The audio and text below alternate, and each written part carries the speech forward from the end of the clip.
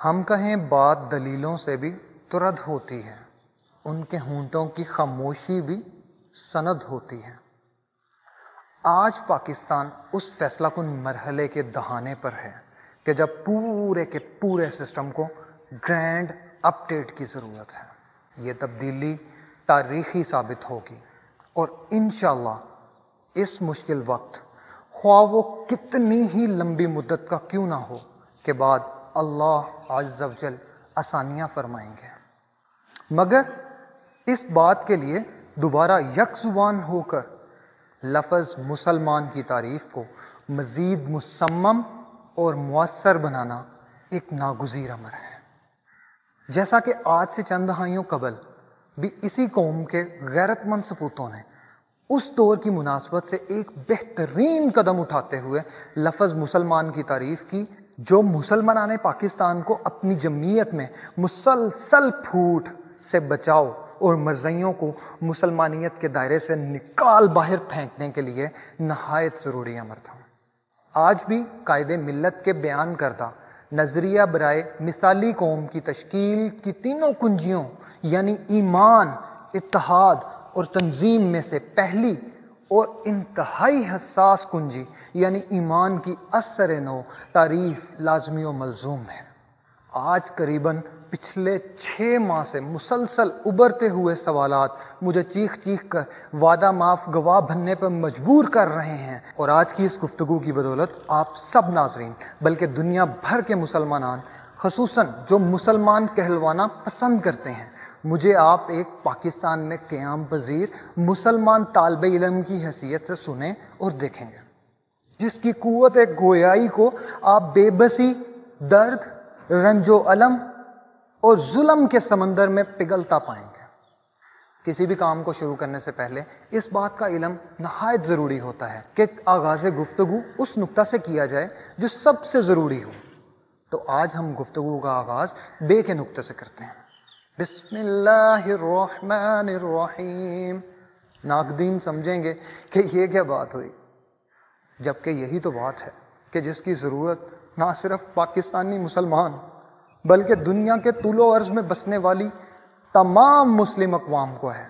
بسم اللہ کرنا یا بسم اللہ پڑھنا ہی کاموں کو منطقی انجام تک پہنچاتا ہے، وگرنہ اللہ تعالیٰ سب سے زیادہ جلال والے ہیں، اور یہی عقد جو ہم اپنے بنانے والے کے وسیلے باندھتے ہیں ہمارے مسلمان ہونے کا کل آخرت میں گواہ ثابت ہوگا انشاءاللہ۔ ہم اپنی اس گفتگو کا باقاعدہ آغاز کرتے ہیں جس میں ہم باری باری پاکستان کے ہر شعبے میں موجود ایمانی غلطیوں کی درستگی کی ضرورت و اہمیت کو مد نظر رکھتے ہوئے ترتیب نزولی کے لحاظ سے بیان کرنے کی جسارت کریں گے انشاءاللہ۔ تو پہلے نمبر پر جس شعبے کو حکم خدا پر گواہ بنانا ضروری ہے وہ بالواسطہ یا بلا واسطہ پاکستان کی اسٹریٹجک انٹیلیجنس سے وابستہ ہے۔ جی ہاں، آپ صحیح سمجھیں، ہماری فوج ہمیں فقط گواہ بننا، گواہ بنانا اور گواہ رہنا ہے۔ گواہ رہنا، گواہ رہنا۔ پاکستان میں رہنے والا ہر انسان اگر مسلمان ہے تو وہ محافظ سرزمین بھی ہے، تو گویا ہر پاکستانی مسلمان کا لازماً پاکستانی فوج کا سپاہی ہونا ہمارے ایمان کا حصہ ٹھہرا۔ یہاں تک تو بات ٹھیک ہے، لیکن ذیل میں درج مزید حقائق قدرے تلخ مگر حقیقی حقیقت یعنی قرآن پاک پر مبنی ہے، اور میں یہیں سے لفظ مسلمان یا توحید آپ اس کو کہہ لیں یا اس کو ایمان کہہ لیں کا مقدمہ اللہ کی عدالت میں کھولنے کی جسارت کرنے جا رہا ہوں۔ مقدمہ: مسلمان ہونے کے لیے خلافت اسلامیہ پر ایمان ہر مسلمان کے مسلمان ہونے کی گواہی ہے۔ ایک بات تو لازمی و ملزوم ہے کہ جو بھی دلائل اس نشست میں دیے جائیں گے وہ قرآن و حدیث کی روح اور مسلمانوں کی حالت زار کو دیکھتے ہوئے تعمیری بنیادوں پر ترتیب دیے گئے ہیں۔ پہلا پڑاؤ: ہر مسلمان فوجی، ہر مسلمان سیاستدان، ہر مسلمان بیوروکریٹ، ہر مسلمان قاضی اور ہر عہدے، چاہے عہدہ کتنا ہی چھوٹے سے چھوٹا کیوں نہ ہو یا نہ جانے کس قدر بڑے سے بڑا، پر فائز ہر مسلمان مرد و زن کا ایمان کامل ہے کہ نمبر 1 قرآن پاک ایک مکمل ضابطۂ حیات ہے، نمبر 2 قرآن پاک کی ہر آیت برحق اور تحریف سے پاک ہے، نمبر 3 صرف قرآن پاک ہی ہم سب مسلمانوں کی اکلوتی مقدس اور آخری الہامی کتاب ہے، نمبر 4 اللہ عز و جل سب سے بہترین لکھنے والا اور سب سے مستند دلیل لینے والا ہے۔ دوسرا پڑاؤ، اس مرحلے میں ہم قرآن کریم و فرقان حمید سے ان چیدہ آیات کی مدد سے اپنے ایمان کو جانچ کر عمومی و عوامی اصلاح کے لیے نقل کریں گے۔ اللہ تعالیٰ کامیاب و کامران کریں، آمین۔ The key words for today's topic are خلیفہ اور خلافت۔ The root word is خے لام فے۔ قرآن میں اس لفظ کا ٹوٹل استعمال 4 جگہوں پر ہوا ہے۔ نشانی نمبر 1، نقطہ آغاز امتحان زندگی اور وجہ وجود ناتواں کا قرآن میں بیان، یعنی اس ٹائم کی بات کی جا رہی ہے جب بنی نوع انسان کو وجود دیا گیا اور اس کی وجہ بتائی گئی کہ اس کو کیوں وجود دیا گیا ہے۔ سورت نمبر 2 سورہ بقرہ آیت نمبر 30۔ وَإِذْ قَالَ رَبُّكَ لِلْمَلَائِكَةِ إِنِّي جَاعِلٌ فِي الْأَرْضِ خَلِيفَةً قَالُوا أَتَجْعَلُ فِيهَا مَن يُفْسِدُ فِيهَا وَيَسْفِكُ الدِّمَاءَ وَنَحْنُ نُسَبِّحُ بِحَمْدِكَ وَنُقَدِّسُ لَكَ قَالَ إِنِّي أَعْلَمُ مَا لَا تَعْلَمُونَ۔ اور جب تیرے رب نے فرشتوں سے کہا کہ میں زمین پر اپنا خلیفہ بنانے والا ہوں، تو انہوں نے کہا ایسی مخلوق کو کیوں پیدا کرتے ہیں جو زمین پر فساد کرے اور خون بہائے، اور جبکہ ہم تیری تسبیح، حمد اور پاکیزگی بیان کرنے والے ہیں۔ اللہ نے جواب دیا، جو کچھ میں جانتا ہوں وہ تم نہیں جانتے۔ اللہ اکبر۔ نشانی نمبر 2، آزمائش خلافت بحیثیت حق و باطل کے مابین مقابلہ اور اللہ کی وعید۔ تو یہ دوسری جگہ جہاں پہ اسی کی ورڈ کو قرآن میں یوز کیا گیا، اس کی ورڈ کو، وہ ہے سورت نمبر 6 یعنی سورہ انعام آیت نمبر 165۔ وَهُوَ الَّذِي جَعَلَكُمْ خَلَائِفَ الْأَرْضِ وَرَفَعَ بَعْضَكُمْ فَوْقَ بَعْضٍ دَرَجَاتٍ لِيَبْلُوَكُمْ فِي مَا آتَاكُمْ إِنَّ رَبَّكَ سَرِيعُ الْعِقَابِ وَإِنَّهُ لَغَفُورٌ رَحِيمٌ۔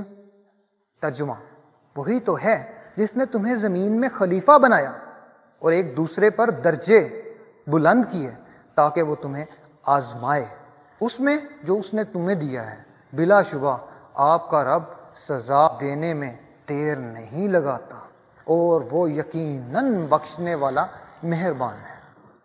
تو گویا نشانی نمبر 2 میں اللہ تعالیٰ نے اس چیز کا بیان کیا ہے کہ جب خلیفہ بنیں گے تو تب 2 طرح کی خلافت ہو سکتی ہے، ایک حق کا خلیفہ اور ایک باطل کا خلیفہ، اور ان کے درمیان میں مقابلہ اور اللہ تعالیٰ کی وعید سورہ انعام کی اسی آیت میں اللہ تعالیٰ نے بیان کی ہے۔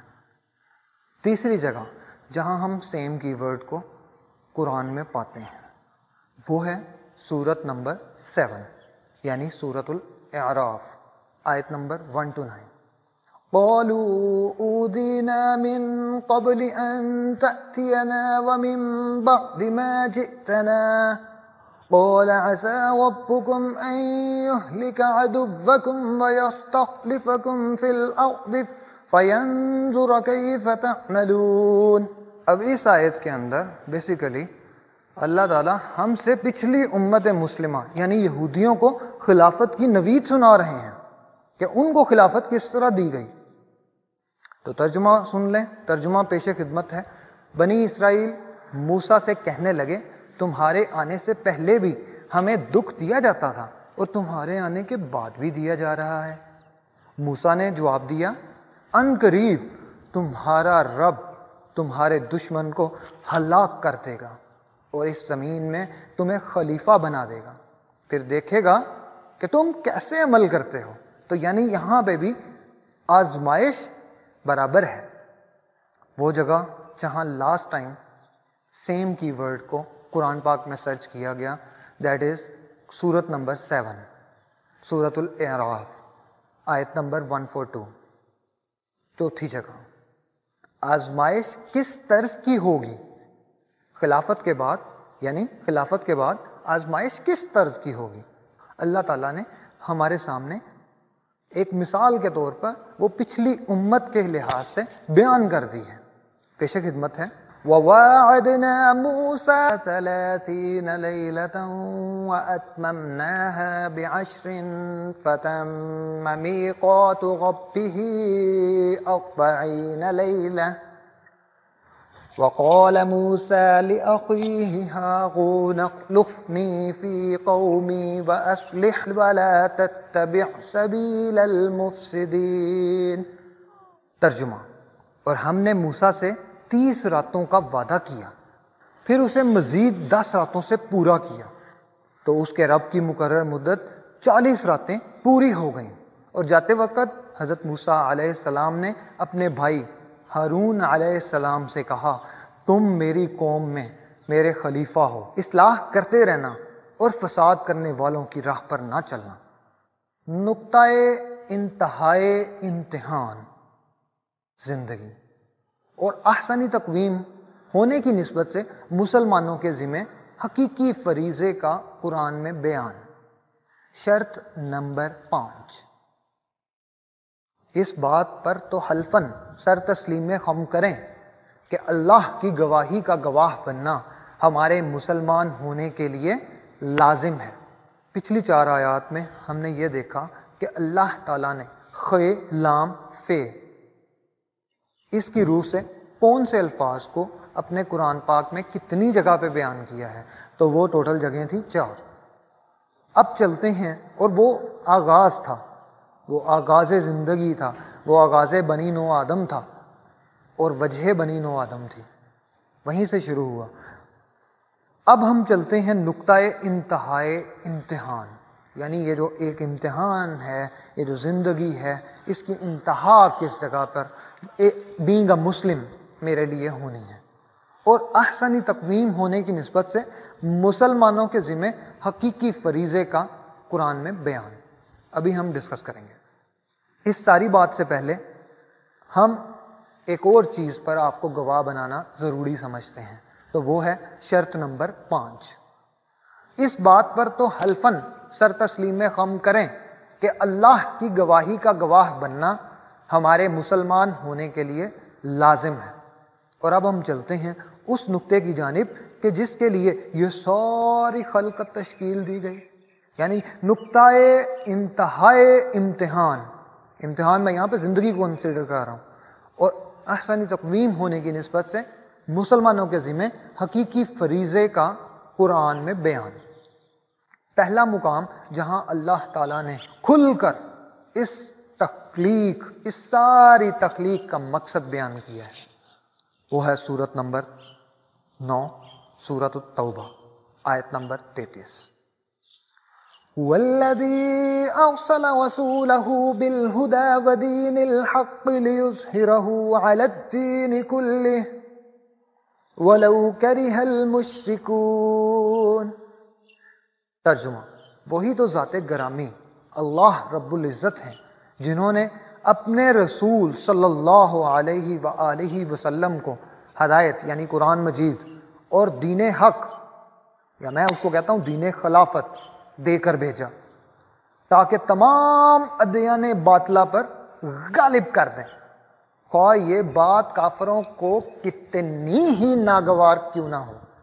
دوسرا مقام جہاں اللہ تعالیٰ نے سورت الصف یعنی سورت نمبر 61 آیت نمبر 9 میں اسی نقطہ انتہا کو بیان کیا ہے، چاہے وہ مشرکین کو کتنی ہی ناگوار کیوں نہ گزرے۔ میں تو کہوں گا کہ توبہ قبول کروانی ہے تب بھی اسی آیت کو، جب کہ صف بندی کرنی ہے تب بھی اس آیت کو پڑھنا اور اس پر یقین محکم رکھنا ہمارا فرض ہے۔ والذی ارسل رسولہ بالہدی ودین الحق لیظہرہ علی الدین کلہ ولو کرہ المشرکون۔ وہی تو ذات گرامی ہے اللہ رب العزت، جنہوں نے اپنے رسول صلی اللہ علیہ وآلہ وسلم کو ہدایت یعنی قرآن مجید اور دین حق یعنی دین اسلام، یا آپ اس کو کہہ لیں دین خلافت دے کر بھیجا، تاکہ تمام ادیان باطلہ پر غالب کر دیں، اگرچہ مشرکین کو کتنا ہی ناگوار کیوں نہ گزرے۔ یہ تو وہ دو آیات تھیں جس سے صف بندی بہتر ہوتی ہے اور توبہ قبول ہوتی ہے۔ اب ہم چلتے ہیں اس آیت کی طرف کہ جو کہ فتح کی کنجی ہے۔ سورت نمبر 48، سورت الفتح، آیت نمبر 28۔ والذی ارسل رسولہ بالہدی ودین الحق لیظہرہ علی الدین کلہ وکفی باللہ شہیدا۔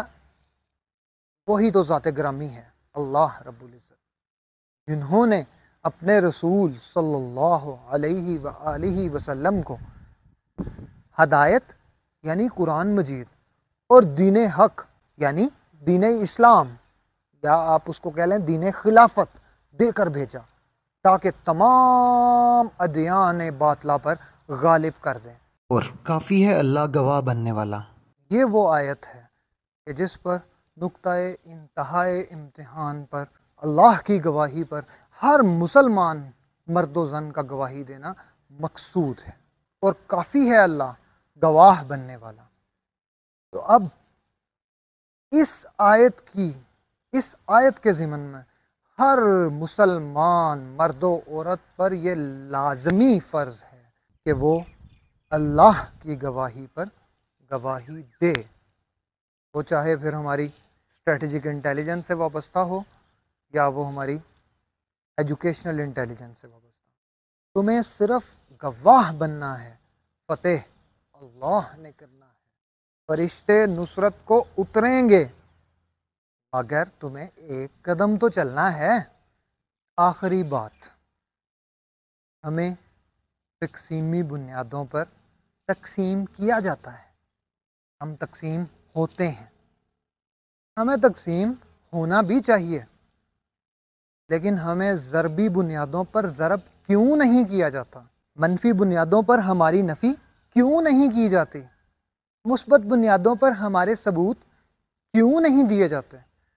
آج سوال یہی ہے، اور آپ کے پاس ٹائم ہے قیامت تک